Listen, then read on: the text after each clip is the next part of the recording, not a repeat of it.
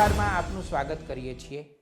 વ્યવસાયી પત્રકારોનું દસ્તાવેજીકરણ એ પ્રકલ્પમાં આજે આપણે ગુજરાતી ભાષાના જાણીતા તંત્રી, પત્રકાર, સંપાદક અને લેખક પણ ખરા એવા શ્રી કૌશિક મહેતાની મુલાકાત કરવાના છીએ.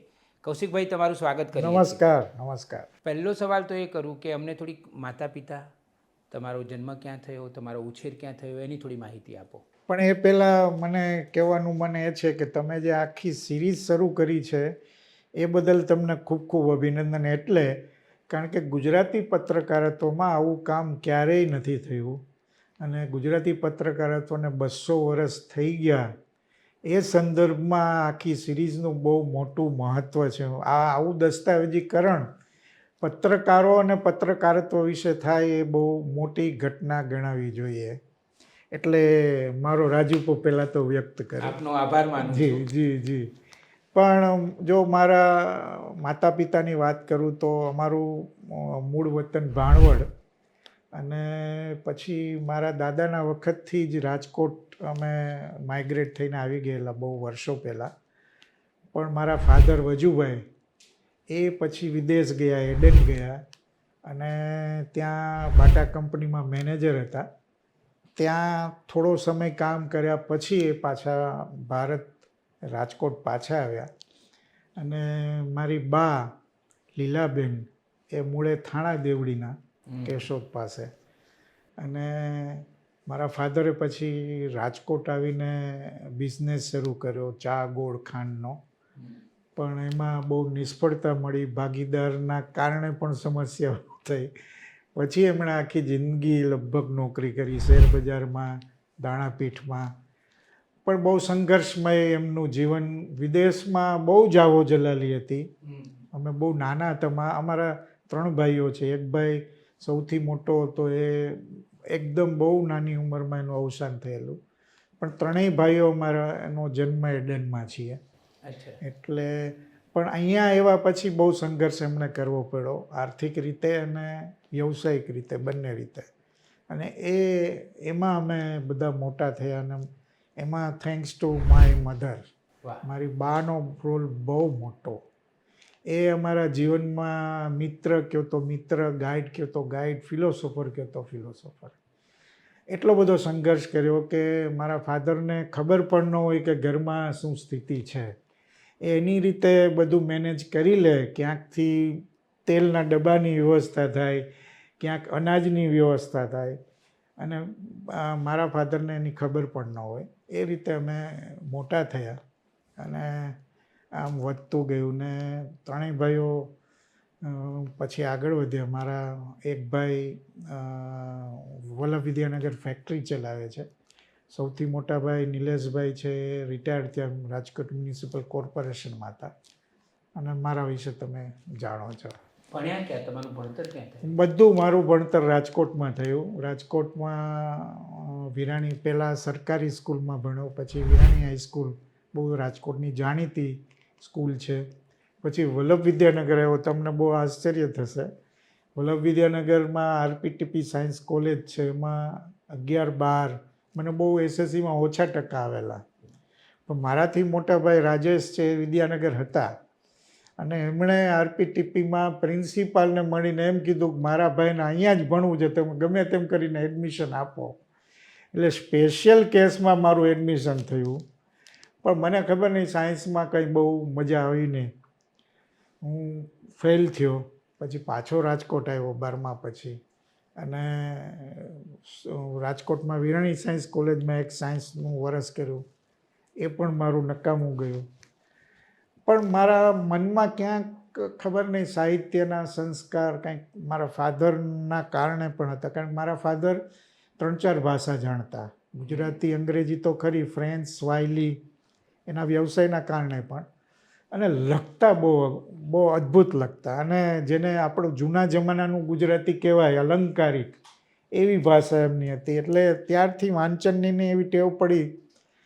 પણ પત્રકારત્વમાં કેમ આવ્યો ને, એનો બહુ મજાનો પ્રસંગ છે. કારણ કે હું બધામાં ફેલ ગયો એવું કહી શકાય. પછી મેં આર્ટ્સમાં, તમે સાવ જુદી ફેકલ્ટીમાં ગયો. આર્ટ્સમાં ઇકોનોમિક્સમાં હું ગ્રેજ્યુએટ થયો પણ મન ત્યાં ચોટેલું હતું. એટલે પત્રકારત્વમાં ને લાઇબ્રેરી સાયન્સ બંનેમાં મેં એપ્લાય થયો. એમાં પણ કેવી ઘટના બને છે, આ ઉપરથી નિમિત્ત કેમ તમે બનતા હો એવું મારી સાથે બન્યું કે મને ખબર નથી કે પત્રકારત્વની રિટન એક્ઝામ પછી વાઇવા પણ હોય. એટલે હું તો રિટન એક્ઝામ કરી આપીને નીકળી ગયો. પછી લાઇબ્રેરી સાયન્સનો મારો લેખિત પરીક્ષા હતી, એટલે એમાં હું ત્યાં દેવા ગયો ને મને એમ થયું ચાલો જર્નાલિઝમ ભવન સૌરાષ્ટ્ર યુનિવર્સિટીમાં ત્યાં ગયો. મેં કીધું કાંઈ ખબર હોય તો પૂછી લઉં. એટલે મેં ત્યાં જઈને ક્લાર્કને પૂછ્યું કે એક્ઝામ તો લેવાઈ ગઈ, કાંઈ રિઝલ્ટ આવ્યું હોય. એટલે એમણે લિસ્ટ જોઈ કે તમે વાઇવા તો આપ્યો જ નથી. મેં કીધું મને ખબર જ નથી. ડૉક્ટર યાસીન દલાલ ત્યારે HOD. તો મેં કીધું બેન હતા ક્લાર્ક. મેં કીધું મારે ઈચ્છા છે. એટલે એને ખબર નહીં મારા પ્રત્યે કાંઈ લાગણી જાગી હશે, તો મને કે તમે સાહેબને મળી લો. અને હું યાસીન દલાલની કેબિનમાં જાઉં છું અને મને કે ભાઈ, મેં કીધું આવી રીતે સાહેબ થયું ને મને ખબર, એમ કેમ ચાલે? જરાક કડકાઈમાં બોલ્યા. મેં કીધું હવે મારી ભૂલ તો છે, પણ તમે જો મને સમાવેશ કરી શકો તો. પછી એણે મને 4-5 પ્રશ્નો પૂછ્યા. આ સાહિત્યિક મેગઝીનના તંત્રી કોણ છે ને સદનસીબે મેં 4 જવાબ સાચા આપ્યા. અને એમાં એને એમ થયું કે ના છોકરો તો દમવાળો છે. મને કે જા તું બહાર બેનને મળી લે અને ફી આજે જ ભરી દેજે કે તો તારું એડમિશન થઈ જાય.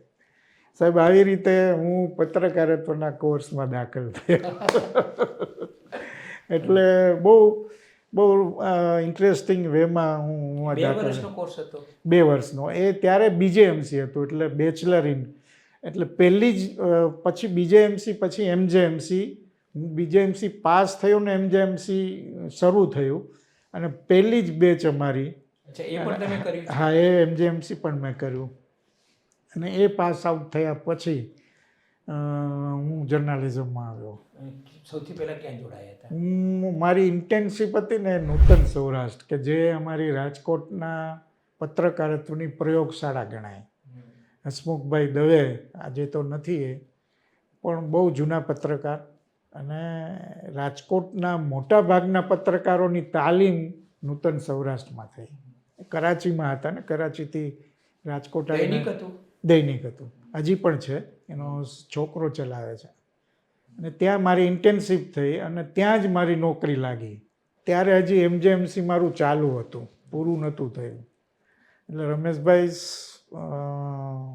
સવારે નૂતન સૌરાષ્ટ્રમાં જાઉં, થોડું કામ કરું, પાછો ઘરે આવું. સાયકલ હતી ત્યારે. મારા ઘરથી મહિલા કોલેજ થોડું 15 મિનિટનો રસ્તો, સાયકલ ઉપર ત્યાં જાઉં. મહિલા કોલેજ સ્ટેન્ડમાં સાયકલ રાખું અને યુનિવર્સિટીની બસમાં જાઉં. પીરિયડ ભરી કોલેજ પૂરી કરી અને પાછો મહિલા કોલેજ આવું, સાયકલ ઉપર નૂતન સૌરાષ્ટ્ર જાઉં અને ત્યાં નોકરી કરું પાછી. અને એ રીતે પછી મેં અકીલામાં રાત્રે નોકરી શરૂ કરી. એટલે નૂતન સૌરાષ્ટ્રમાંથી પૂરું કરી ઘરે જાઓ, જમીને પાછું અકીલા જાઓ. ત્યારે સિસ્ટમ એવી હતી રમેશભાઈ, તમને મજા આવશે, કે સૌરાષ્ટ્રમાં જે ટેક્સીઓ ગઈ હોય છાપા લઈને, એ પછી રાત્રે પાછી આવે. અને એમાં એ સમાચારની ટપાલો લેતી આવે એજન્ટોને પ્રતિનિધિઓ પાસેથી. એ ઢગલો થાય, એટલે એ મારા ભાગે આવે કામ. અને આખા દિવસનું પ્રેસ નોટ ને એ બધું વધ્યું હોય એ પણ આવે. અને કિરીટ ગણાત્રાને એવી ટેવ કે ત્યારે એ બોમ્બે દિલ્હીથી છાપા મંગાવતા અને એ પાર્સલ આવે બપોર પછી. એ ખોલે, એમાંથી એમને પસંદ હોય એના કટિંગ કરે અને એ પણ મને કહે કે આ તારે ટ્રાન્સલેશન કરવાનું છે. ત્યારે સાવ શરૂઆત હતી. એટલે આમ તમે જુઓ ને તો વચ્ચે ક્યાંય શ્વાસ લેવાનો સમય નહોતો, એવી રીતે. પણ બહુ મજા આવતી હતી, સાવ સાચું કહું.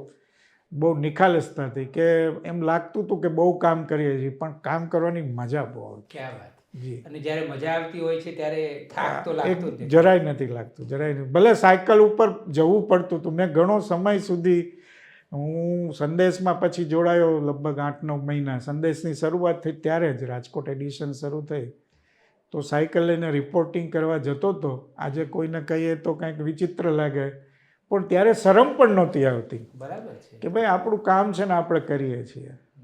અને પછી સાહેબ જે ફૂલછાબનો આખો એપિસોડ છે એ બહુ ઇન્ટરેસ્ટિંગ છે. મને કહેવાનો રસ પણ છે. ચિમનભાઈ પટેલ ત્યારે જીવતા, સંદેશના માલિક, અને રાજકોટ અવારનવાર આવે, મહિને 2 મહિને એકાદ દિવસ રોકાય. હવે થયું એવું સાહેબ કે સમકાલીનમાં એક સાજ અસબાબ કરીને પૂર્તિ દર શુક્રવારે આવતી. સંજય વોરા અને રમેશ ઓઝા એનું સંપાદન કરે. એમાં એકવાર જનરેશન ગેપ, પત્રકારત્વમાં જનરેશન ગેપ એવો એક વિષય, અને મને કહેવામાં આવ્યું કે તું ત્યાંના પત્રકારોને મળ. એટલે મેં હરસુખભાઈ સંઘાણી, કિરીટભાઈ ગણાત્રા, એક મુકેશ વ્યાસ હતા અને એક મહેશ દોશી, અમે 4 જણાના મેં ઇન્ટરવ્યૂ કર્યા. થયું એવું કે હરકિશન મહેતાનો ત્યાંથી બોમ્બેથી થયેલો અને સંઘાણી સાહેબનો અહીંથી થયેલો, બંનેના ફોટા સાથે સાથે છપાણા અને બંનેની વાત છે બાજુમાં છપાયેલી. એમાં હરકિશન મહેતા અને સંઘાણી સાહેબ બહુ સારા મિત્રો, એકબીજા સાથે સૌરાષ્ટ્રનું કાંઈ હોય તો એ ચિત્રલેખાનું કામ હોય તો સંઘાણી સાહેબને પૂછવાનું, એવો એક નિયમ હતો વર્ષોનો. એમણે ફોન કરીને સંઘાણી સાહેબને પૂછ્યું કે આ તમારો ઇન્ટરવ્યૂ કર્યો, કોણ છે છોકરો? એટલે કે હું બહુ ઓળખતો નથી પણ આમ લાગ્યો સારો, એ કે મારો પહેલી જ વાર, એ કે મેં ક્યાંય જોયું નથી પણ એ નૂતન સૌરાષ્ટ્રમાં ક્યાંક કામ કરે છે, આટલી ખબર. તો કે એને કહો તો ખરા આપણી માટે એને ઈચ્છા ખરી કે નહીં. આ રીતે સંઘાણી સાહેબ સાથે મારો પરિચય થયો. એણે મને બોલાવ્યો અને કે ભાઈ તને હરકિશનભાઈ મહેતા યાદ કરે છે, તું એકવાર એની હારે વાત કરી લે. એટલે મેં વાત કરી તો કે હું આવતા અઠવાડિયે ત્યાં આવવાનો છું લગ્નમાં, તું મને ત્યાં મળજે. ત્યારે છે ને કમૂરતા ચાલતા હતા સૌરાષ્ટ્રમાં, કમૂરતાનું મહત્વ ને સારા પ્રસંગો ન થાય. એટલે હરકિશનભાઈએ પહેલું મને એસાઇનમેન્ટ આપ્યું કે સૌરાષ્ટ્રના કમૂરતા ઉપર સ્ટોરી કરી દે અને પછી લખીને મને, હું જ્યાં પ્રસંગ છે રાત્રે મને આપી જાજે. એટલે મેં બધું સોની બજાર ને સાડી બજાર ને બધી બજારો ને જ્યોતિષી ને મહારાજ ને બધાને મળીને આખો આર્ટિકલ તૈયાર કરીને આપ્યો. એટલે મને હરકિશનભાઈ 2-3 પાના ઉથલાવ્યા. પછી મને કે દોસ્ત ચિત્રલેખામાં કેમ આવે ને તું હવે જોજે. એટલે મને તો એમ થયું ચાલો મારો છપાશે કે નહીં એમ. પણ બીજા વીકમાં સાહેબ 2 પાનામાં એ આર્ટિકલ આવે છે, સૌરાષ્ટ્રમાં કમૂરતાનું કમઠાણ. મને આજે હેડિંગ યાદ છે. એમ કરીને 2 પાનામાં બહુ સરસ મજાની સ્ટોરી, અને એમની જે માવજત હતી અદ્ભુત. એ રીતે મારો ચિત્રલેખામાં પ્રવેશ થયો. એના કારણે સંઘાણી સાહેબે મને એમ કીધું કે તારે ફૂલછાપમાં આવવું છે.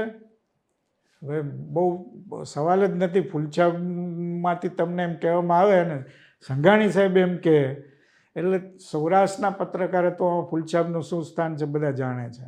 મેં કીધું નાના સાહેબ મારી તો દિલની ઈચ્છા, મારી ઘરે એક જ ચાપુ આવે છે ને ફૂલછાપ આવે છે વર્ષોથી. એટલે મેં હા પાડી દીધી. થયું એવું, ચિમનભાઈ પટેલનો ઉલ્લેખ મેં એટલે કર્યો કે મેં ત્યાં કહી દીધું મેનેજમેન્ટને કે મારે જવું છે અને હું આવતા મહિનાથી નોકરી છોડી. હજી હું કાયમી નહોતો થયો ત્યાં. ચિમનભાઈ ત્યાં આવે છે અને બધા સ્ટાફની મિટિંગ કરે આવે. એટલે એમાં અમારે એક સુદર્શનભાઈ કરીને પ્રોડક્શન મેનેજર હતા, મને બરાબર યાદ છે. એમણે ટમકું મૂકી દીધું કે મોટા સેટ, એમને બધા મોટા સેટ બોલાવતા. તો કે આ કૌશિક છે ને એ કે એ જાય છે. એટલે કે જાય છે એટલે? તો કે ના એને ફૂલછાપમાં મળી ગઈ નોકરી એટલે જાય. તો કે કેમ જાય છે? તો કે મોટા સેટ એના કાયમી નથી કર્યા ના પડે એટલે એમની ઈચ્છા ત્યાં છે એમ. તો કાયમી કરી નાખો. અરે સાહેબ મારી જે હાલત થઈ ત્યાં બધા સ્ટાફની વચ્ચે એમણે કહી દીધું, અને સુદર્શનભાઈ કે હવે તારો ઓર્ડર આવી જશે, તું ચિંતા કરમાં. સાહેબ તમે બિલીવ નહીં કરો, હું એટલા બધા સંકોચ સાથે સંઘાણી સાહેબના ઘરે ગયો અને મેં એમ કહ્યું, મેં કીધું સાહેબ હવે હું નહીં આવી શકું, મને અહીંયા આવી રીતે મોટા સેટે કહ્યું છે ચિમનભાઈ, અને તમે કહો હું શું કરું, આમાં કેમ રસ્તો કરવો. એટલે સંઘાણી સાહેબે બહુ મને જીવનનો પાઠ કહેવાય ને એવું એક સેન્ટેન્સ કીધું કે દોસ્ત અમુક નિર્ણયો તમારે ખુદે કરવા પડે. વાહ વાહ, બહુ સરસ મને કહ્યું. મેં ના પાડી સાહેબ, અને હું સંદેશમાં કાયમી તરીકે સબ એડિટર તરીકે એવી રીતે જોડાયો. પણ થોડો સમય થયો મને મનમાં હજી ઓલું ફૂલછાપ જતું નહોતું જાય એવું નથી. જાય એવું નથી. અને થોડું ત્યાંનું વાતાવરણ થોડું ઉપર નીચે થયા કરતું હતું. તો 7 મહિના થયા ને પછી મને એમ થયું કે નહીં, મારે અહીંયા નથી કરવી નોકરી. અને હું, તમે બિલીવ નહીં કરો, હું પાછો સંઘાણી સાહેબ પાસે સમય લઈ અને ગયો ને સાહેબને કીધું, મેં સાહેબ મારે ફૂલછાપમાં આવવું છે, તમે કંઈક ગોઠવો. મને કે કાકા તારો ઓર્ડર આવી ગયો તો મારી પાસે સહી થઈને બોમ્બેથી, કારણ કે હેડ ઓફિસ બોમ્બે, હવે તો મારે ફરીવાર આખી પ્રોસેસ કરવી પડે. પછી કે ભલે સારું, તું આવતા વીકમાં મને ફોન કરજે. સાહેબ બીજા વીકમાં એમનો ફોન આવ્યો કે તારો ઓર્ડર આવી ગયો છે, હવે કાંઈ ફેરફાર કરતો નહીં. અને મેં ફાઇનલી સંદેશ છોડ્યું અને 1990માં ફૂલછાપમાં સબ એડિટર તરીકે જોડાયો. ત્યાંથી ફૂલછાપની શરૂઆત થઈ. ક્યાં સુધી રહ્યા તમે? હું 2 વર્ષ થયા, નિવૃત્ત થયો 22માં. 90 થી 2000. 90 એટલે 33 વર્ષ, 32-33 વર્ષ સુધી એક જ સંસ્થા. પત્રકાર તરીકે. પત્રકાર સબ. જોકે મેં સાથે થોડું ચિત્રલેખામાં કામ કર્યું, સૌરાષ્ટ્રનું હું થોડું સંભાળતો હતો. મેં તમારા લેખો ચિત્રલેખામાં જે ઘણા સમય સુધી, કારણ કે ત્યારે ચિત્રલેખાની ઓફિસ હતી પણ એ સર્ક્યુલેશનનું કામ કરતી, કોઈ પત્રકાર નહોતા જોડાયા. એટલે હું પાર્ટ ટાઈમ, અને સંઘાણી સાહેબ ને હરકિશનભાઈને અંગત સંબંધો, એટલે રમેશભાઈ દર રવિવારે હું ચિત્રલેખાનું કામ કરું. સૌરાષ્ટ્રમાં ક્યાંય જવું હોય, રાતની ટેક્સીમાં બેસી જવાનું કે દ્વારકા સીધા, અને આખો દિવસ કામ કરીને પાછું આવતું રહેવાનું. સોમવારે ફૂલછાપનું કામ શરૂ થઈ જાય. એવું ઘણા વર્ષો સુધી. એટલે બંને ધરખમ. જી. ચિત્રલેખા સાપ્તાહિક તરીકે ગુજરાતી પત્રકારત્વમાં નંબર 1, અને ફૂલછાપ તમે જ્યારે જોડાયા હશો ત્યારે તો મને લાગે છે કે ફૂલછાપનો બહુ સિતારો હતો. અને સૌરાષ્ટ્ર એટલે ફૂલછાપ, એમ તમે કહો ને, સૌરાષ્ટ્રની વિચારધારાનો પડઘો એટલે ફૂલછાપ.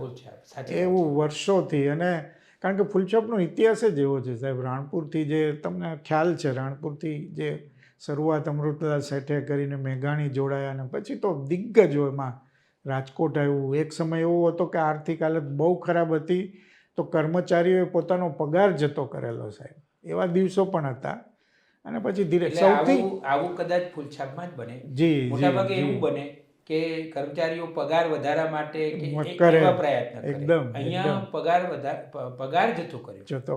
અને સૌથી મોટું પ્રદાન ફૂલછાપનું એ છે સાહેબ, એ કોઈ ગુજરાતી અખબારે નથી કર્યું. ગ્રામીણ પત્રકારત્વની શરૂઆત ફૂલછાપે કરી. કે ભાઈ શાંતિલાલ શાહ ચેરમેન હતા ને, એ એમ કહેતા અમારે, હું તો ત્યારે નહોતો ફૂલછાપમાં, પણ મેં જે સાંભળેલું બધા વડીલો પાસેથી, કે ભાઈ અમેરિકામાં 5 જણા મરી જાય ને એ આપણી માટે બહુ મોટો સમાચાર નથી, પણ સૌરાષ્ટ્રમાં 2 ગાય મરી જાય ને તો એ આપણી માટે બહુ મોટો સમાચાર. કારણ કે ગામડું છે એ આપણું હાર્દ છે. એટલે રમેશભાઈ કઈ રીતે ગ્રામીણ પત્રકારત્વની શરૂ, કારણ કે સમાચાર આવે કઈ રીતે, એટલે ગામડાઓમાં, તાલુકા સેન્ટરમાં કોઈ સારો શિક્ષક હોય એને પ્રતિનિધિ બનાવે, તલાટી મંત્રી હોય તો એને પ્રતિનિધિ બનાવે, કોઈ સારો વેપારી હોય, આબરૂદાર માણસ હોય, એને સોંપવામાં આવે આ જવાબદારી કે તમે સમાચાર મોકલજો. આ રીતે સાહેબ આખા સૌરાષ્ટ્રનું નેટવર્ક ઊભું થયું. એ જ નેટવર્ક આખા ગુજરાતમાં એ જ રીતે બધા અખબારોએ ગોઠવ્યું છે. એટલે વિશેષતા કહેવાય. એકદમ. અને ગ્રામીણ પત્રકારત્વ એ તો સૌથી મહત્વનું છે. બહુ કારણ કે આપણી 70-80% તમે જુઓ કે આમ માની લો કે તમે અમદાવાદના અખબારોને લો તો ગ્રામીણ પત્રકારત્વ માટે જગ્યા કેટલી એ છાપામાં. પ્રદેશવાર જે છાપાઓ છે ને એમાં હજી પણ આ ટકેલું છે. જેમ કે ફૂલછાપ છે, તો ગામડાના નાના સમાચાર, કચ્છ મિત્રમાં તમે નહીં માનો સાહેબ, અમારા જ ગ્રુપનો અખબાર 26 જાન્યુઆરીના પ્રસંગોના સમાચાર છે ને 15 દિવસ ચાલે, એક ગામડાનો ફોટો છપાય. એટલી હદે આ ગ્રામીણ પત્રકારત્વની ત્યાં એની મહત્વતા છે. તમે હમણાં જે કહ્યું ને કે ફૂલછાપ અને સૌરાષ્ટ્ર એ ખરેખર એક સિક્કાની 2 બાજુ. એકદમ. મારો અનુભવ કહું કે હું અમેરિકાના છાપામાં પત્રકાર, સંપાદક અને પછી તંત્રી હતો. ત્યારે અમારે સૌરાષ્ટ્રનું કંઈ પણ સમજવું હોય તો અમે તમને પણ ફોન કરતા, અને ફૂલછાપને બરાબર સમજીએ એટલે જાણે કે આખા સૌરાષ્ટ્રને સમજી લીધું. તમને એમાં બહુ મજાની વાત કરું. તુષાર ભટ્ટ ઇકોનોમિક ટાઈમ્સના એડિટર હતા. બરાબર. એને સંઘાણી સાહેબ બંને મિત્રો. એને એક મુખર્જી કરીને કલકત્તાનો પત્રકાર રાજકોટમાં પોસ્ટિંગ થયું. તો એ અમદાવાદથી રાજકોટ જવાનો હતો ને, તો તુષારભાઈ એને કેબિનમાં બોલાવીને એમ કીધું કે તને કંઈ તકલીફ પડે ને તો તું ફૂલછાપમાં વિના સંકોચે જજે, તને રસ્તો મળી જશે. અને ઇનવેરિયેબલી સંઘાણી સાહેબ પાસે આવે, મારી પાસે આવે, અને કાંઈ સમજવું હોય, કારણ કે એને સૌરાષ્ટ્રનું બેકગ્રાઉન્ડ જ નહોતું. તો આ અને તુષાર ભટ્ટ જ નહીં પણ બીજી એજન્સીઓ પણ ફૂલછાપના સમાચાર સીધા લેતા કે ભાઈ આમાં ક્યાંય તમારે ચકાસવાની જરૂર નથી, વેરિફિકેશનની જરૂર નથી, ફૂલછાપમાં આવ્યું એટલે પથ્થર કી લકીર. આ ફૂલછાપની આબરૂ. મારે એક સવાલ એ પૂછવો છે કે ફૂલછાપ એટલે આખું સૌરાષ્ટ્રની સુગંધ. જી. આમ સૌરાષ્ટ્ર તો ગાંઠિયા, એટલે કોઈ અખબારના પાનાઓ ઉપર ગાંઠિયા હોય ને ગાંઠિયાની સુગંધ આવે એ તો સ્થૂળ વાત થઈ. જી. પણ સૂક્ષ્મ વાત એ કે આખું સૌરાષ્ટ્રની સુગંધ તમારે જો જાણવી હોય અને માણવી હોય તો તમને ફૂલછાપમાં મળે છે. બરાબર. ખરેખર. હવે મને તમે એ કહો કે તમે તો પત્રકાર તરીકે જોડાયા, પછી તંત્રી પણ થયા અને 32-33 વર્ષ દીર્ઘકાલીન આમાં રહ્યા, તો તમારી દ્રષ્ટિએ ફૂલછાપની પત્રકારત્વ છે એની બીજી કઈ વિશેષતાઓ છે? તમે એની બીજી વિશેષતા જુઓ ને તો એનું સામાજિક ઔદાર્ય, એ જે કમિટમેન્ટ હતું કે સમાજની કોઈ પણ વાત હોય તો એમાં ફૂલછાપ પડખે ઊભું રહે. તમે સાહેબ લાતુરનો ભૂકંપ જુઓ, કચ્છનો ધરતીકંપ જુઓ, કે કોઈ પણ મોટી કુદરતી હોનારત હોય, કેદારનાથની આપણે ઉત્તરાખંડમાં થયેલી, સૌરાષ્ટ્રમાં મોરબીની હોનારત, મોરબીની હોનારતમાં ફૂલછાપે ફંડ કર્યું એટલું જ નહીં, ફૂલછાપ કોલોની બનાવી આપી સાહેબ લોકફાળામાંથી. એવી જ રીતે કચ્છના ભૂકંપ વખતે કેટલા બધા કામો થયા, કેટલી સ્કૂલો ફરીવાર બાંધવામાં આવી, કેટલાક મકાનો કરી દેવામાં આવ્યા. એ જ રીતે દર અઠવાડિયે દર્દી માટે એક બહુ અદ્ભુત સાહેબ વાત, કોઈ દર્દીને ગંભીર બીમારી હોય, કિડનીની હોય, હૃદયની હોય, તો ફૂલછાપ એની માટે તેલ નાખે. અને સાહેબ વિધાઉટ ફેલ અઠવાડિયામાં એને જોઈતી હોય એટલી રકમ મળી જાય. હજારો દર્દીઓને હવે બંધ કર્યું છે, કારણ કે હવે સંસ્થાગત રીતે પણ લોકોને મળી જાય છે, પણ ત્યારે એવી સંસ્થાઓ એવી રીતે કામ નહોતી કરતી. પણ ફૂલછાપમાં એકવાર ટેલ આવે એટલે કામ એનું જીવન બચી જાય સાહેબ, એટલી ગેરંટી મળતી. એટલે અદ્ભુત ફૂલછાપ માનવ સેવા ટ્રસ્ટ પણ બનાવેલું છે કે જેના નીચે મેડિકલની, શિક્ષણની બધી સેવાઓ ચાલે છે. અને ફૂલછાપ એવોર્ડ મને મારા કાર્યકાળમાં મને એક મારું માઇલસ્ટોન જેવું ગણો તો એ હું ફૂલછાપ એવોર્ડ પણ ગણું. 90 વર્ષ ફૂલછાપને થયા તો મને એમ થયું કે સૌરાષ્ટ્રના લોકો જે કામ કરે છે, તમે જોજો રમેશભાઈ કે અછતમાંથી જે લોકો બહાર આવતા હોય ને એમનો સંઘર્ષ એ જોરદાર હોય ને એની સફળતા પણ જોરદાર હોય. એટલે મને એમ થયું કે એવા લોકોને આપણે સન્માનવા જોઈએ, આપણી એ ફરજ છે. સમાજ થોડું ચૂકી જાય છે ક્યારેક. તો ફૂલછાપ એવોર્ડની 1990થી શરૂઆત કરીને દર વર્ષે 5 કેટેગરીમાં સાહિત્ય, કલા હોય, કૃષિ પર્યાવરણ હોય, સમાજ સેવા હોય, રમતગમત હોય, એ રીતે 5 કેટેગરીમાં અમે સન્માનવાનું. દર વર્ષે મોરારી બાપુના હસ્તે 2 ઓક્ટોબરે ફૂલછાપનો જન્મદિવસ હોય તે દિવસે કાર્યક્રમ થાય. બહુ વ્યવસ્થિત રીતે 51,000ની રાશિ પણ, એમાં અમે 25,000ની રાશિ, આ સંસ્થાને ટ્રસ્ટીઓ કેવા સરસ મળ્યા સાહેબ. તમને એનો દાખલો આપું. દામજીભાઈ એન્કરવાલા અમારા ચેરમેન હવે આપણી વચ્ચે નથી, એ એકવાર આ પ્રસંગે જ આવેલા અને અમે મેનેજરની કેબિનમાં બેઠેલા.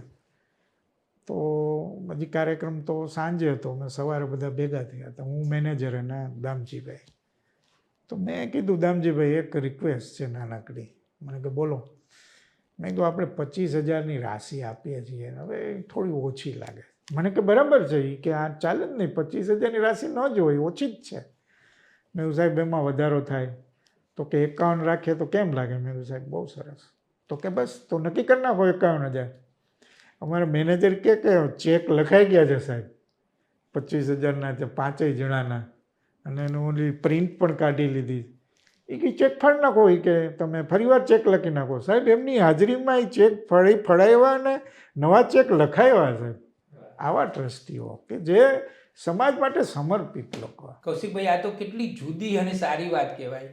મોટાભાગે અખબારોની ગણતરી એવી હોય કે કઈ રીતે પૈસા આવે, ત્યારે તમે એવોર્ડ પણ આપો અને એમાં ધનરાશિ પણ હોય. જી જી, આ તો ખરેખર ઘણી મોટી વાત કહેવાય. અને એક વચ્ચે એવી પ્રણાલિકા પણ શરૂ થઈ છે, હજી પણ ચાલુ છે, કે ભાઈ અલગ અલગ કેટેગરીમાં એવોર્ડ આપવાના અને પછી એનું બધું અખબારોમાં છાપવાનું, એને એમ પછી પૈસા પણ લેવાના. જી જી, એ બરાબર છે કે વેપાર હોય એટલે આવું બધું થાય, પણ એક ટ્રસ્ટ દ્વારા ચાલતું છાપવું, આટલું ઔદાર્ય રાખે, એ કેટલી મોટી વાત કહેવાય અને લોકાભિમુખતા એની. એકદમ એકદમ. એટલે કૌશિકભાઈ, હું તમને અભિનંદન આપું કે તમે આ એક સારી અને ઉત્તમ પ્રણાલી શરૂ કર્યા. ના, એટલે આપણને થોડોક સંતોષ થાય કે ભાઈ આપણી પણ એક સામાજિક, ભલે તમે તંત્રી છો કે પત્રકાર છો, એ તો ખરું જ, એ કામ તો કરવાનું જ છે, પણ તમારું સામાજિક ઋણ તમે કેમ ફેડો?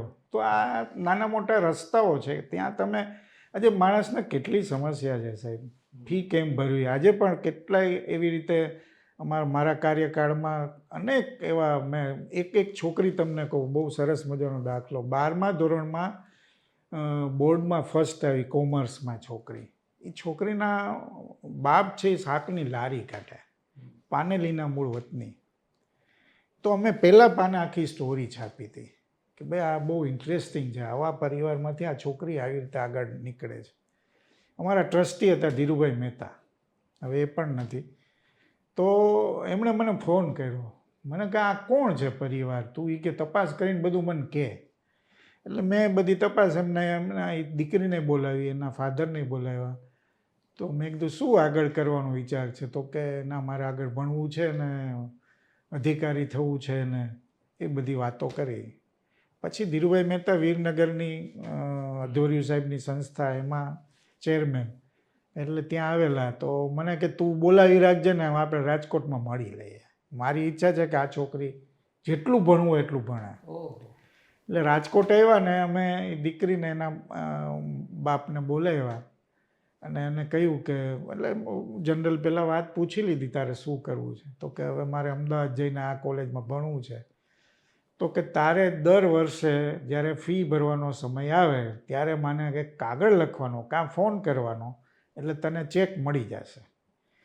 સાહેબ, એ જ્યાં સુધી દીકરી ભણી ત્યાં સુધી ધીરુભાઈ એની ફીની વ્યવસ્થા કરી અને આજે બેંકમાં બહુ સારી અધિકારી તરીકે કામ કરે છે. અને આવા તો અનેક દાખલા. એટલે ફૂલછાપનું સામાજિક દાયિત્વ જી પત્રકારત્વ સ્વરૂપે પણ ખરું અને સક્રિય રીતે પણ ખરું. એકદમ. કૌશિકભાઈ, એક સવાલ એવો મારે તમને પૂછવો છે કે 1994માં, આજથી 30 વર્ષ પહેલાં મેં ભગવતી કુમાર શર્માને જે સવાલ પૂછ્યો હતો, એ સવાલ આજે હું 2024માં કૌશિક મહેતાને પૂછું છું. રાજકોટ હોય કે સુરત હોય, ત્યાંના જે સુગંધ, ત્યાંની પ્રાદેશિક સુગંધ સાથે પ્રકાશિત થતા અખબારો હોય, સુરત હોય તો ગુજરાત મિત્ર, બરાબર, રાજકોટ હોય તો ફૂલછાપ. જી. પણ આજે અમદાવાદથી જે મહત્ત્વના મોટા છાપાઓ પ્રકાશિત થતા હોય, એ ત્યાં આવે અને પોતાની આવૃત્તિ શરૂ કરે, એની અસર આ સ્થાનિક છાપાઓ ઉપર ઘણી પડી છે. અને એ અસર વિશે તમારો અભિપ્રાય શું છે? ના, એ વાત બહુ સાચી છે, કારણ કે આ મોટા અખબારો જેને કહેવાય, મોટા અખબારી ગૃહ કહેવાય, કારણ કે હવે માત્ર એ છાપા નથી કાઢતા, બીજા બધા ઘણા બધા બિઝનેસીસ કરે છે. ને એમાંય લિયો ભાસ્કર આવ્યા પછી તો ઓર સિનારીઓ બદલાયો છે. સાહેબ, ટ્રસ્ટ દ્વારા ચાલતું છાપાની કેટલીક મર્યાદાઓ છે, નીતિગત મર્યાદાઓ છે. કે માની લો કે સાવ સામાન્ય દાખલો દઉં કે ભાઈ એ કોઈ માની લો જાહેર ખબરનો ભાવ 400 રૂપિયા છે, તો એમાં એ બાર્ગેન નથી કરવાના, કારણ કે એ માંડ એનું ચક્કર એમાંથી ચાલે છે. આ એનું કોઈ નફાથી ચલાવવાની સંસ્થા કે એવો કોઈ ઈરાદો પણ નથી.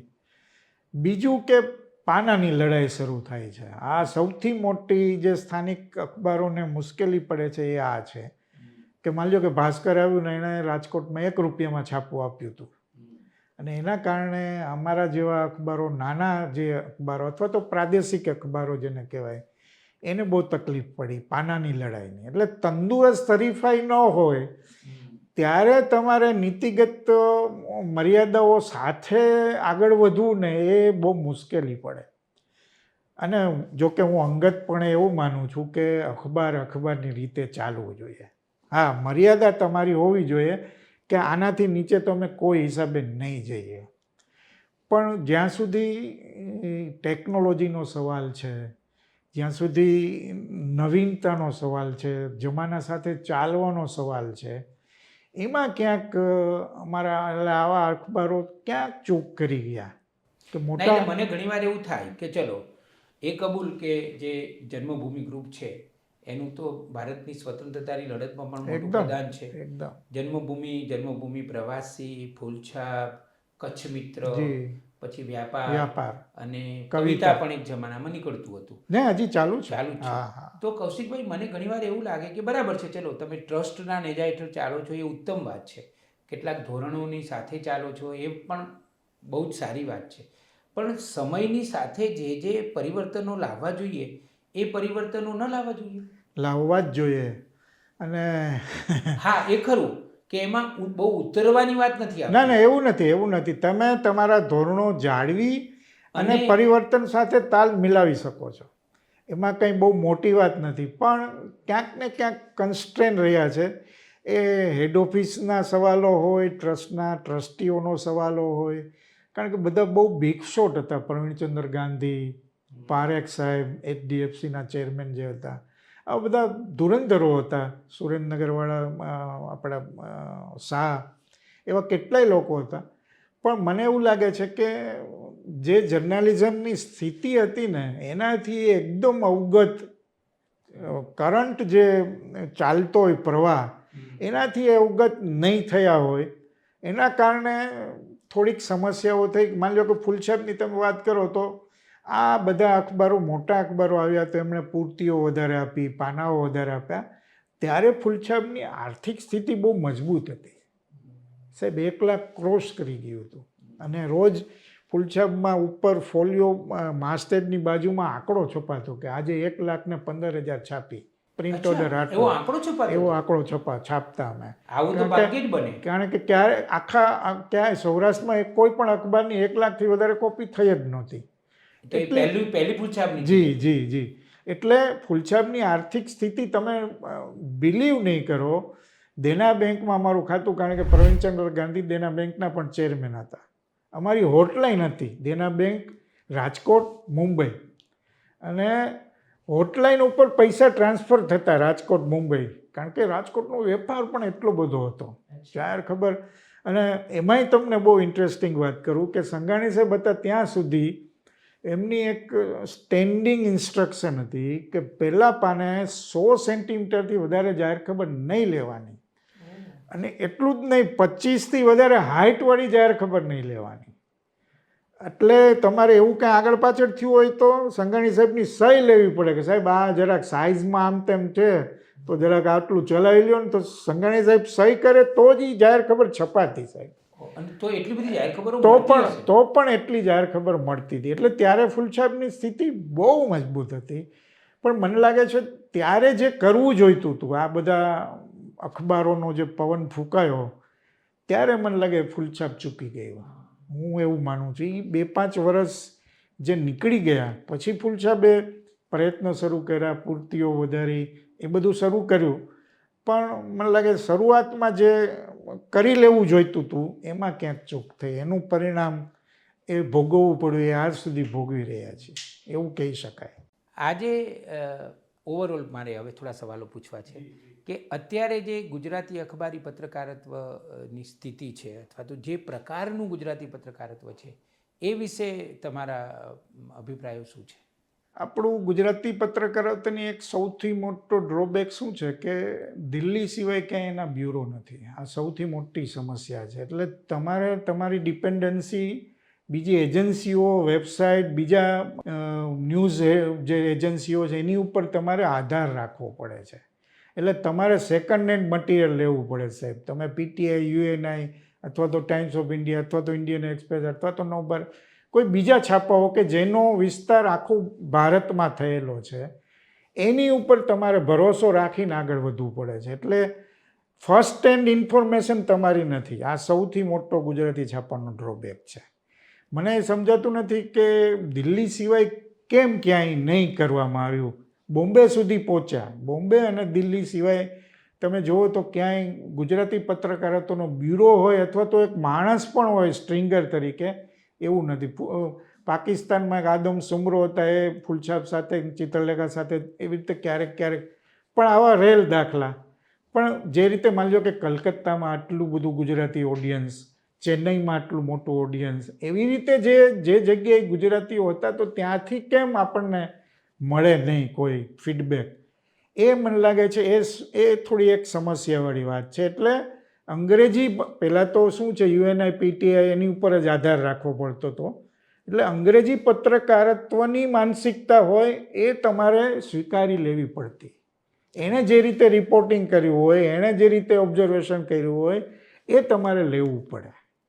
આજે સ્થિતિ બદલાઈ છે કારણ કે ઓપ્શન ઝાઝા છે, એ જુદી વાત છે. એટલે આ એક મોટો ડ્રોબેક છે. બીજું શું થયું છે, ગુજરાતી અખબારો એનું સ્તરથી ઉપર આવવું જોઈએ, એને વધારે જગ્યાએ ફેલાવવું જોઈએ. એ ફેલાવો કરવામાં એ ચૂકી ગયા છે. માની લો કે ગુજરાત સમાચાર છે, સંદેશ છે, તો એ ગુજરાત પૂરતા જ રહ્યા. બોમ્બેમાં એડિશન કરી, બસ અહીંથી આનાથી આગળ નહીં જઈ શક્યા.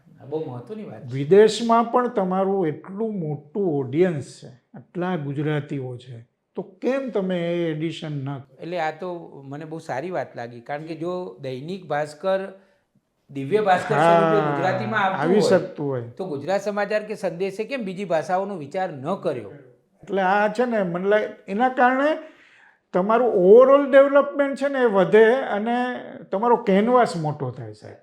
કારણ કે તમે અમદાવાદમાં રહેતો એટલે એક ચોક્કસ પ્રકારે કામ કરવા ટેવાઈ ગયા હો, પછી એનાથી વાત આગળ નહીં વધે. તમે દિલ્હીમાં શું ચાલે છે તમને ખબર જ નથી સાહેબ. એ તો તમારો માણસ હશે તો એ આપશે, અને હવે તો લગભગ નથી સાહેબ. દિલ્હીમાં પણ INS બિલ્ડિંગ છે, ત્યાં નામ પૂરતા ગુજરાતી પત્રકારો છે. એટલે આપણે આધાર અંગ્રેજી પત્રકારો કે હિન્દી પત્રકારો ઉપર જ રાખવો પડે છે. આ બહુ મને લાગે છે ગુજરાતી પત્રકારત્વ માટે શરમની વાત છે. હું આવું બહુ સ્પષ્ટ માનું. કારણ કે અમારે માની લો કે કુંદન વ્યાસ દિલ્હી હતા આટલા વર્ષો, તો એનો એક ફાયદો હતો કે પોતાની નજરે જોઈ અને આપણા છાપાઓને કઈ રીતે આપવું જોઈએ એ આપતા હતા. હવે સાહેબ એ આખી સિસ્ટમ, હા, એટલે આ બહુ મોટો ડ્રોબેક છે. એટલે ખબર નહીં, મને હજી આજે નથી સમજાતું કે આટલા આર્થિક રીતે સદ્ધર હોવા છતાં અખબારો ગુજરાતની બહાર કેમ નહીં નીકળ્યા. આ બહુ એક મહત્વનો વિષય છે. કૌશિકભાઈ, એક સવાલ તમને એ પૂછું કે તમે લેખક પણ છો. જી. તમે પત્રકાર, સંપાદક, તંત્રી, પણ એક લેખક કૌશિક મહેતા. જનરલી તંત્રીઓને બહુ ટાઈમ નથી મળતો હોતો અને ટેવ પણ નથી હોતી, કારણ કે રમમાણ હોય પોતાના રોજે કામ પણ એટલું બધું હોય. કારણ કે કેટલા બધા સમાચારો ચેક કરવા, એના હેડિંગ ચેક કરવા, હેડિંગ આપવાના હોય, એટલે કામ પણ પ્રમાણમાં ઘણું હોય છે તંત્રીઓને. તમે લખવાની ટેવ તમને પહેલેથી જ હતી? મને લખવા કહેવાય ને, લખવા એવું થોડું પહેલેથી ખરું. પણ તમને બીજો એક પ્રાદેશિક અખબાર, એટલે એમ નહીં ખાલી સૌરાષ્ટ્રના અખબારોની વાત કરું ને, તો એનું કામ આમ પણ વધારે હોય. શું કામ? કારણ કે અમદાવાદ હેડ ઓફિસ ગુજરાત સમાચાર ભાસ્કરની હોય તો નેશનલ, ઇન્ટરનેશનલ, સ્પોર્ટ્સ એ બધા સમાચારનું સંકલન હેડ ઓફિસથી થતું હોય અને જે તે બ્રાન્ચને તૈયાર માલ મળે. એટલે એનું 70% કામ તો ઘટી જાય. પણ ફૂલછાપ જેવું અખબાર હોય તો એને 100% બધું કામ ત્યાં જ કરવું પડે. એટલે એ રીતે પણ જવાબદારી થોડી તમારી વધુ હોય. પણ મને ખબર નહીં, લખવાનું પહેલેથી ખાલી એડિટોરિયલ નહીં, કારણ કે અમે સંઘાણી સાહેબ, મને છે ને સાહેબ વચ્ચે હું કહી દઉં, હું સૌથી ગુજરાતી પત્રકારત્વનો નસીબદાર પત્રકાર છું એવો હું દાવા સાથે કહું. એટલે કે 4 ગુજરાતી પત્રકારત્વના માઇલસ્ટોન કહેવાય. હરસુખભાઈ સંઘાણી, હરકિશન મહેતા, હરીન્દ્ર દવે અને હસમુખ ગાંધી. મેં 4 સાથે કામ કર્યું છે. અને હરીન્દ્ર દવેના નામનો એવોર્ડ પણ મને મળ્યો, જે તમને પણ મળ્યો છે. એટલે મને જે ફાયદો થયો ને એ છે કે સંઘાણી સાહેબ નીચે તાલીમ થઈ, મારા ગુરુ કહેવાય પત્રકારત્વના. લોકલક્ષી પત્રકારત્વ કેવું હોય એ એમની પાસેથી હું શીખ્યો. અને લોકપ્રિય પત્રકારત્વ કેવું હોય એ હરકિશનભાઈ મહેતા હતા. ક્યાં વાત છે. એટલે મને આ બંને હસમુખ ગાંધી સાથે સીધો જોડાયેલો નહીં, પણ સમકાલીનમાં મેં થોડું ઘણું આવી રીતે પૂર્તિઓમાં રિપોર્ટિંગ કર્યું. અડવાણીની સોમનાથ યાત્રા હતી એનું મેં રિપોર્ટિંગ કરેલું, એવા કેટલાક કરેલા. એટલે એ રીતે જોડાયો. ને હરીન્દ્રભાઈ દવે તો અમારા તંત્રી જ હતા, એટલે હું વધારે નસીબદાર. પણ લખવાની વાત કરું ને તો એડિટોરિયલ લખવાની તો એ ટેવ પડી, કારણ કે રાજા સાહેબ હતા ને, દિનેશ રાજા, એ અમને કહેતા કોઈ વાર, માની લો કે હું શેર બજાર ને તેલ બજાર ને કોમોડિટીઝનું બધું રિપોર્ટિંગ હું કરતો, એટલે મને ક્યારેક કપાસનું હોય, સિંગતેલનું હોય, અમારે સેન્સિટિવ ઇસ્યુ, એટલે એમ કે તું એક તૈયાર કરીને આપ પછી હું જોઈ લઉં. એટલે એવી રીતે એડિટોરિયલ લખવાની ટેવ પડી. પણ પછી મેં જોયું સાહેબ, કેટલાક ગુજરાતી પત્રકારત્વમાં જે ખૂટતી કડીઓ છે ને, હવે લખાય છે, હવે ઘણો ફેર પડ્યો છે. કરંટ અફેર્સ, રોજબરોજની જે ઘટનાઓ હોય એને સરળ ભાષામાં તમારે સમજાવવા શું કરવું. એડિટોરિયલની એક મર્યાદા છે, કારણ કે એમાં તમારો અભિપ્રાય પણ આવે છે. એડિટોરિયલ લખવાનું પણ એક માળખું હોય છે, એ જુદી વાત. પણ મને એવું ક્યાંક એવું થયા કરતું કે રોજ એક એવી કોલમ કેમ ન હોય કે જેમાં રોજબરોજની ઘટના વિશે સાવ સામાન્ય સમજણ આપવાની વાત હોય. કે આટલું વાંચો એટલે તમને પિક્ચર એમ થઈ જાય કે ભાઈ આ ઘટનામાં આમ છે. પછી તમે તમારો અભિપ્રાય ડેવલપ કરો એ જુદી વાત છે. તો એમાંથી મને ખબર એવી કોલમ મને લખવાનું મેં શરૂઆત કરી. રોજ લખતો, વિધાઉટ ફેલ, રવિવારે પણ લખતો, એટલે આખું અઠવાડિયું ચાલે એ. અને બીજી, મને થોડો સાહિત્યનો શોખ, વાંચક બહુ સારો હું. બધા આપણા વરિષ્ઠ જે લેખકો કહેવાય એ બધાને બહુ વાંચેલા. મેઘાણીથી માંડીને ચંદ્રકાંત બક્ષીથી માંડીને ભગવતી કુમાર શર્માનું પણ તમે નામ લીધું, એવા આ બધા લેખકોના પુસ્તકો બહુ વાંચેલા. એટલે સાહિત્યનો થોડો સ્પર્શ ખરો.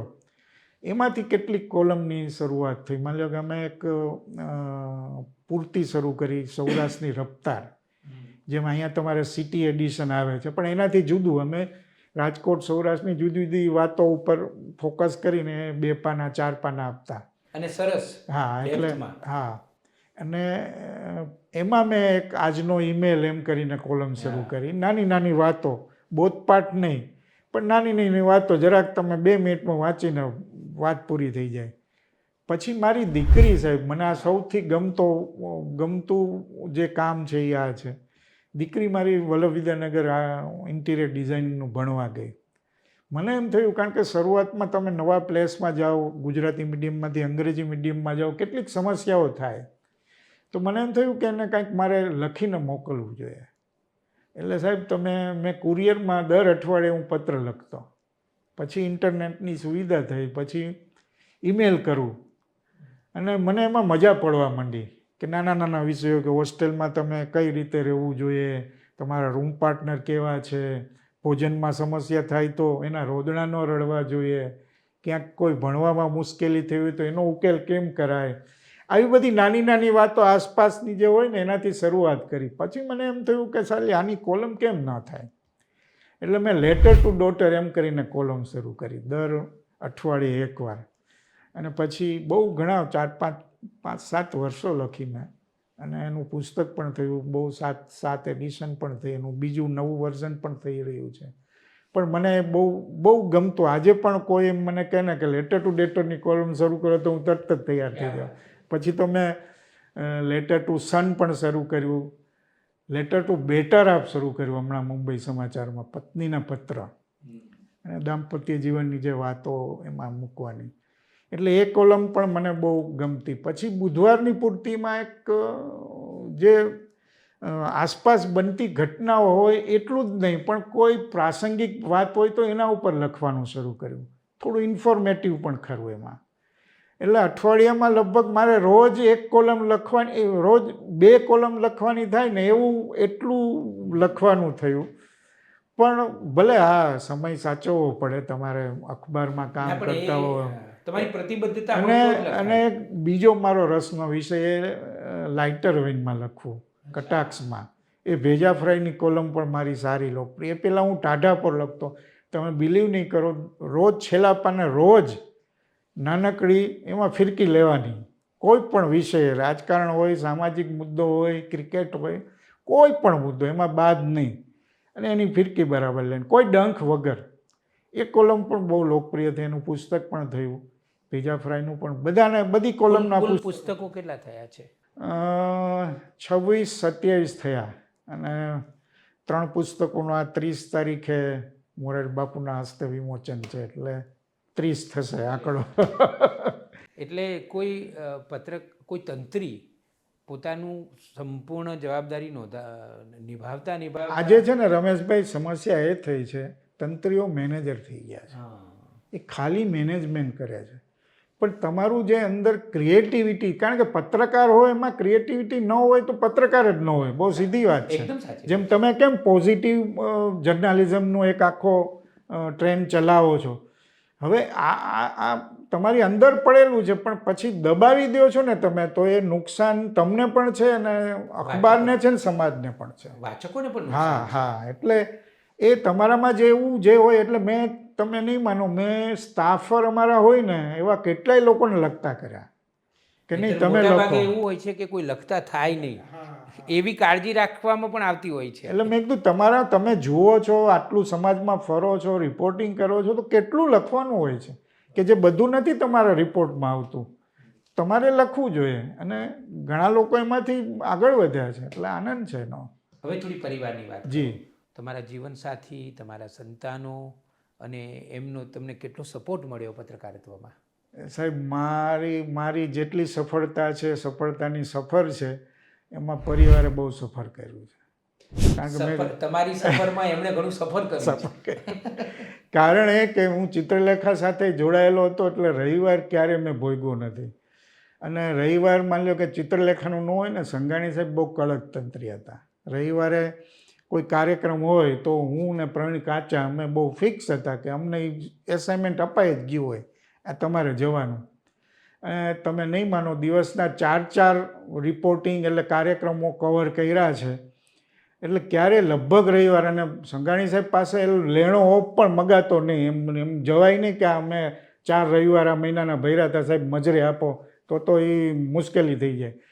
એટલે એના કારણે શું થયું કે કુટુંબને જે ટાઈમ આપવો જોઈએ એ કદાચ હું ન આપી શક્યો, એવું તમે કહી શકો. મારી વાઈફ સીમા છે, હાઉસવાઈફ છે, પણ એનો જો સપોર્ટ ન હોત તો આ કામ ન થઈ શકવું હોય. બહુ સીધી સાદી વાત છે, એમાં કોઈ હું એને ઉપકાર નથી કરતો કે પણ એની એ મોટાઈ ગણો કે જે ગણો, કે એણે જોઈ લીધું કે આ માણસથી આમ જ જીવવાનો છે અને એનું કામ આવું જ છે, તો કોઈ ફરિયાદ વગર, ફરિયાદ એટલે કોઈ રોષ પણ નહીં ને ફરિયાદ પણ નહીં, આ બહુ મોટી વાત છે. દીકરાઓ, મારી દીકરી કોમલ, એણે ઇન્ટિરિયર ડિઝાઇનિંગ કર્યું ને રાજકોટમાં જ પરણી છે, અને બહુ સુખી સરસ મજાનો પરિવાર છે. એની ઘરે દીકરી છે, 2 વર્ષની થવા આવી છે, એટલે એનો એક સંતોષ છે જે એના પરિવારમાં જે રીતે ગોઠવાય છે. દીકરો પલ્લવ છે, એન્જિનિયર થયો, પ્રોડક્શન એન્જિનિયર, એ પણ વિદ્યાનગર જ ભણ્યો, અને આજે L&T વડોદરામાં એન્જિનિયર છે.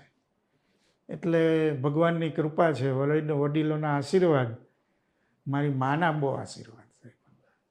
એના કારણે જે કાંઈ છીએ આ 5 માણસોમાં આપણે પૂછાઈએ છીએ, તો થેન્ક્સ ટુ આ બધા લોકોને.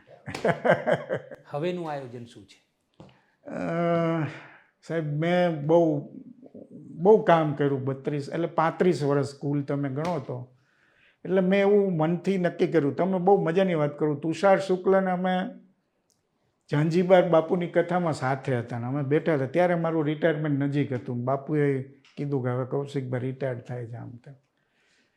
તો તુષારભાઈ મને બહુ સરસ વાત કરી હતી કે કૌશિકભાઈ નિવૃત્ત થાવ ને તો 6 મહિના કાંઈ કરતા જ નહીં, સાવ આમ કાંઈ તમને સૂજે નહીં તો ઘરે આખો દી બેઠા રહેજો, ક્યાંક ફરવા જવું હોય ફરવા જાજો, પુસ્તકો વાંચો હોય, ફિલ્મ જોવી હોય, જે કરવું હોય, પણ આ 35 વર્ષનો તમારો બધો થાક 6 મહિનામાં ઉતારી નાખજો, પછી આગળ જે કાંઈ તમારે.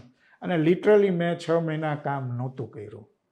એકાદી કોલમ લખતો હતો ક્યાંક, પણ ક્યાંય કોઈ જગ્યાએ ન જોડાવું, આ તે એવું માનસિક રીતે મેં નક્કી કરેલું.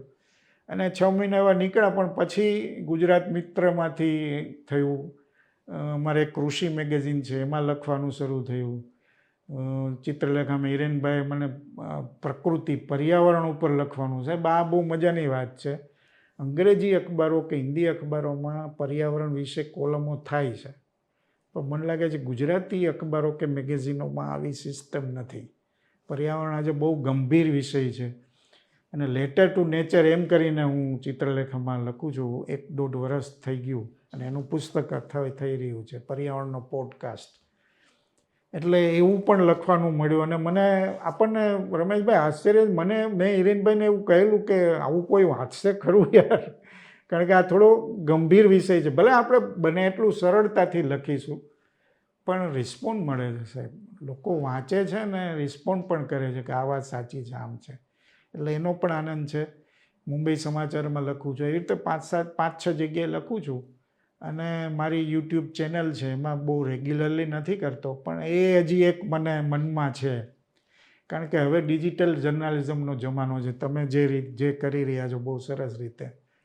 તો મને એમ છે કે ગુજરાતી ભાષામાં કરંટ અફેર્સ ઉપર એકદમ તટસ્થતાપૂર્ણ કામ થવું જોઈએ.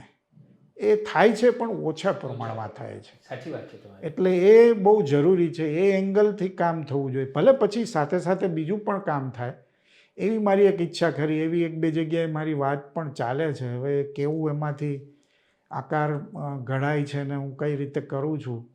પણ આવું છે, અત્યારે કરુણા ફાઉન્ડેશન છે રાજકોટનું, જીવદયામાં બહુ મોટું કામ કરે છે. ભારતની મને લાગે સૌથી મોટી સંસ્થા છે. એનું એક સોશિયલ મીડિયાનું પ્લેટફોર્મ છે, કરુણા ટોક્સ. આવું કોઈ સંસ્થા નથી કરતું મારા ખ્યાલથી. બહુ ફૂલ તમારી જેમમાં સ્ટુડિયો છે, બધું બહુ સેટઅપ મજાનું છે. 15 લોકો કામ કરે છે, રોજના 5-7 ઇન્ટરવ્યૂ થાય છે. પણ બધું પોઝિટિવ. એમાં સમાજના કોઈ પણ ક્ષેત્રમાં સારું કામ થતું હોય તો એને અહીંયા પ્લેટફોર્મ મળી શકે. મેં ઘણા વિડીયો જોયા છે, જી, તમારા આ વિડીયો તમારો પણ મેં એમાં કરેલો. એટલે એ અત્યારે 4 કલાક ત્યાં મારો સમય હું ત્યાં ગાળું છું, મોજથી ગાળું છું, મજા કરું છું, પ્રોફેશનલી કરું છું. કોઈ સેવાકીય રીતે નથી કરતો. પણ હવે મેં એવું નક્કી મનથી કર્યું છે કે આપણને ગમતું કામ કરવું. અમારા હરકિશનભાઈ મહેતા એમ કહેતા કે તમારી પાસે 2 જ ઓપ્શન છે, કાં ગમતું કામ કરો ને કાં કામને ગમતું કરો, આ સિવાય કાંઈક ઓપ્શન નથી. એટલે એ પકડીને ચાલીએ છીએ. બહુ સરસ. કૌશિકભાઈ, તમે નવી સવારના સ્ટુડિયોમાં આવ્યા અને કેટલી બધી દિલ ખોલીને સુંદર વાતો કરી. મને એવું લાગ્યું કે જાણે કે આખું સૌરાષ્ટ્રનું પત્રકારત્વ અરે બાપરે, આજે અમે અહીંયા માણ્યું. નવી સવાર વતી આપનો ખૂબ ખૂબ આભાર. Thank you. બહુ આનંદ થયો તમારી સાથે વાતચીત કરીને. કારણ કે આવી રીતે પત્રકારોની જિંદગી ઉપર વાત થતી નથી, કરવી જોઈએ. આમ તો સામાન્ય રીતે પડદા પાછળનું આ બધી કહાણીઓ છે, પણ ક્યારેક પડદા ઉપર આવે તો મજા આવે. બહુ આનંદ થયો. Thank you.